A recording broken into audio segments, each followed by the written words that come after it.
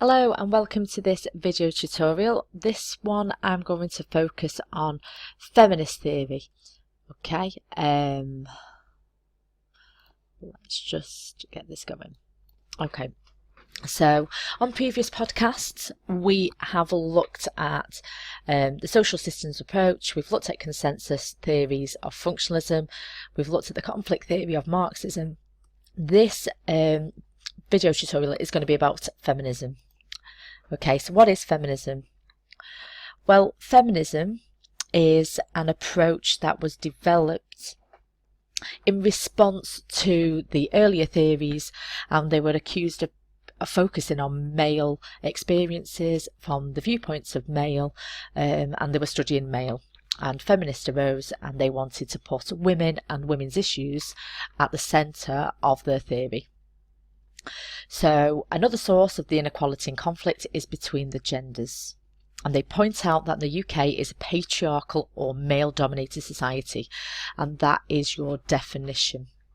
Okay, well, what is patriarchy? This is a social system based on male dominance that is present in people's lives. It's reflected in the norms, the values, the roles, and the institutions of society. And different sociologists, feminist sociologists, disagree on to what extent do these institutions reflect patriarchy. There are many different types of feminism, but I'm just going to give you a little bit of an overview of the different types. Okay. So your first one's your liberal feminist, and you can be filling in activity 14, just annotating your booklet just about them. Okay, now your liberal feminist, they see that there's been a march of progress, that gender equality is gradually getting better, that the position of women in society is starting to improve.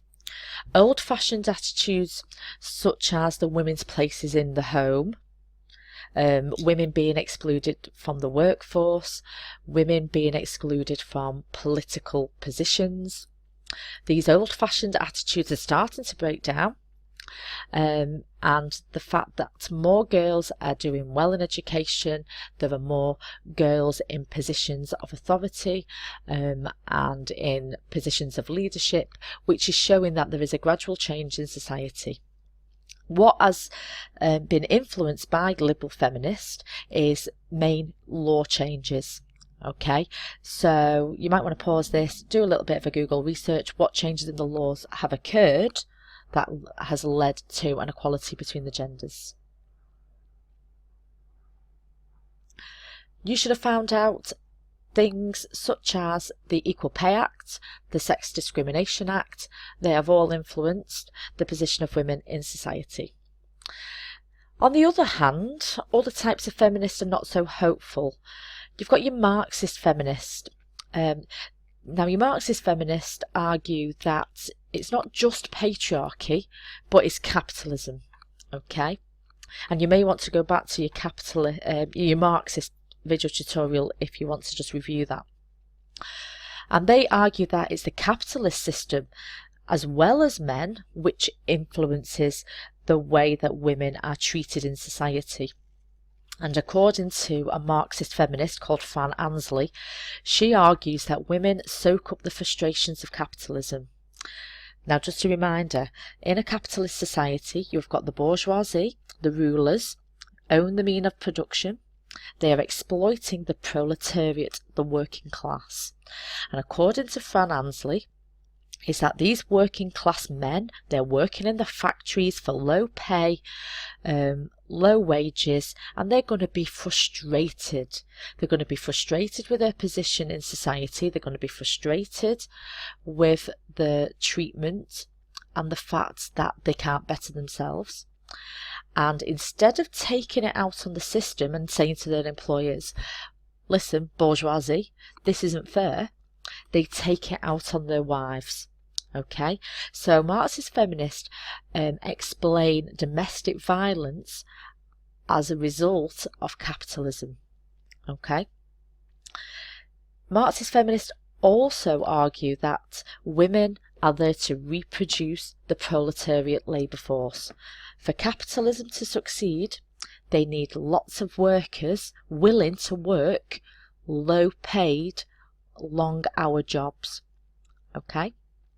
And these women are giving birth to the next generation of workers that are going to work in these factories and so on. Okay? A third type of feminist is your radical feminist.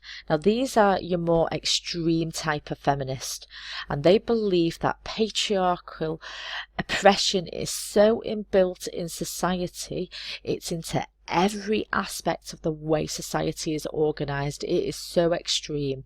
And what these radical feminists argue is that women should live separately from men if they want to get rid of this exploitation by men.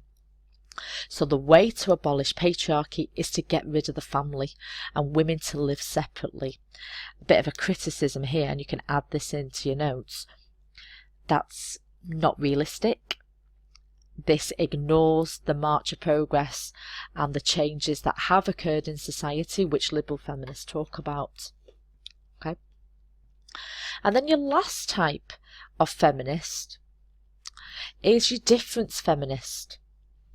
And what they do is that they're arguing that the other type of feminists tend to assume that all women live in nuclear families, they share the same experiences, that they're middle class women, they're from a certain background. And these difference feminists, they believe we cannot generalise about women in this way, that women will have different experiences due to their class, ethnic background and sexual orientation. So you should have been able to fill in activity 14.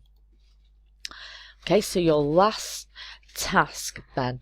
So what evidence is there in society suggests that patriarchy should exist? This is on page 12 in your booklet. What examples might feminists give to support the idea that patriarchy exists in our society? If you need to, use the internet, and I want you to write down some examples in your booklet. And then you've got another research task, which is activity 13. And this is further examples of how patriarchy still exists. Look at some of the advertising of toys, visit a toy retailer's website or view television adverts, and have a look at stereotyping from the 1970s compared to today. Is there still patriarchy existing there?